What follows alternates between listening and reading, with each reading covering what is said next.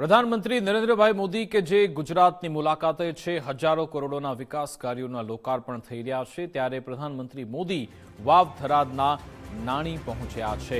પ્રધાનમંત્રી મોદી વાવ થરાદ પહોંચ્યા, જ્યાં અહીંયા નાણીમાં એક જંગી જનસભાને તેઓ સંબોધવાના છે અને પ્રધાનમંત્રી આવવાના હોવાથી મોટી સંખ્યામાં લોકો અહીંયા આવી રહ્યા છે। લોકોમાં એક અનેરો ઉત્સાહ પણ છે, એક અલગ જુસ્સો અહીંયાના સ્થાનિકોમાં જોવા મળ્યો। તમે જુઓ કે નાના મોટા વૃદ્ધ સૌ કોઈ અહીંયા આવી રહ્યા છે જનસભામાં અને પ્રધાનમંત્રી મોદીને સાંભળવા માટે તેઓ આતુર છે।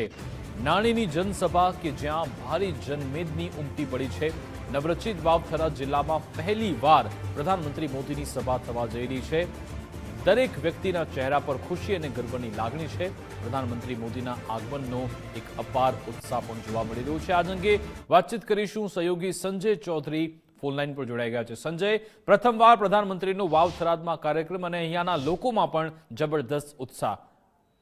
વિકાસ ચોક્કસથી જે પ્રમાણે નવરચિત જિલ્લો બન્યા બાદ આ પ્રથમ સભા પીએમ મોદીની થવા જઈ રહી છે, જેને લઈને લોકોમાં ભારોભાર જુસ્સો અને ઉમંગ જોવા મળી રહ્યો છે। મોટી સંખ્યામાં લોકો ત્યાં જનસભા સ્થળે પહોંચી રહ્યા છે અને દરેકના ચહેરા ઉપર એક પોતાના વ્યક્તિને મળવા જતા હોય તેવો ભાવ પણ જોવા મળી રહ્યો છે, કારણ કે જે પ્રમાણેનું દ્રશ્યો ત્યાંથી સામે આવી રહ્યા છે અને જે લોકોનો ઉમંગ અને ઉત્સાહ જોવા મળી રહ્યો છે તેના પરથી કહી શકાય કે પોતાના આત્મીયને મળવા જતા એક પ્રધાનમંત્રી કે કોઈ રાજનેતા કરતા પોતાના વ્યક્તિને મળવા જતા હોય તેવો પણ ભાવ ત્યાં જોવા મળી રહ્યો છે। લાખોની સંખ્યામાં જનમેદની ઉમટી રહી છે।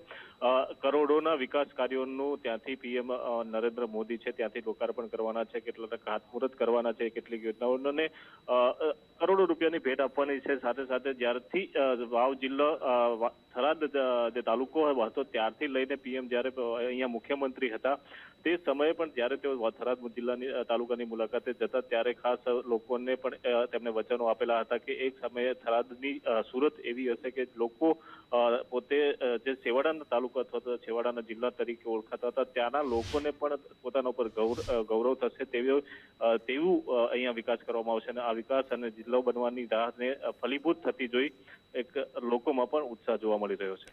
બિલકુલ, આભાર તમામ જાણકારી આપવા બદલ।